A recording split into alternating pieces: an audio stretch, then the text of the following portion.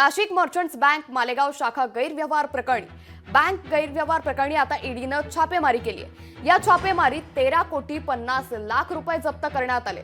तर या प्रकरणी आतापर्यंत 4 जणांना अटक करण्यात आली आहे। गुजरातमध्ये आणखी संशयित आरोपी असण्याची शक्यता देखील वर्तवण्यात येते। त्यामुळे आता मर्चंट्स बँक मालेगाव शाखा गैरव्यवहार प्रकरणी ईडीनं छापेमारी केली आहे। या छापेमारीत तब्बल 13,50,00,000 रुपये जप्त करण्यात आले। तर याच प्रकरणी आतापर्यंत 4 जणांना अटक देखील करण्यात आली आहे।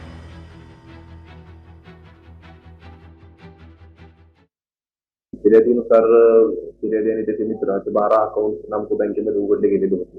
त्याला जो मुख्य आरोपी आहे ज्यांनी हे 12 अकाउंट नामको बँकेमध्ये उघडले होते, सिराज अहमद मोहम्मद हारून मेमन, याला आम्ही ताब्यात घेतला। पुढील काही आरोपी निष्पन्न झालेले आहेत, जे मोस्टली महाराष्ट्राबाहेर गुजरातमधील आहेत, तर त्यांचा येत्या काळामध्ये आम्ही शोध घेऊ। तर याच संदर्भात अधिक माहिती देत आहे आमचे प्रतिनिधी विशाल मोरे यांनी।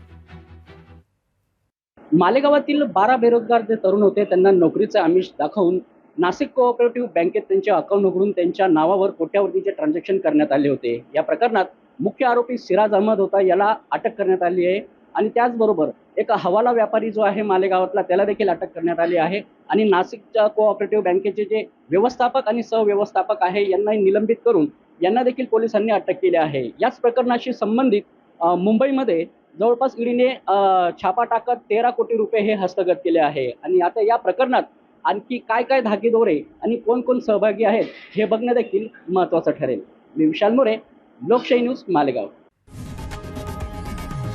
लोकशाही मराठी ऐका, पहा, जागरूक रहा।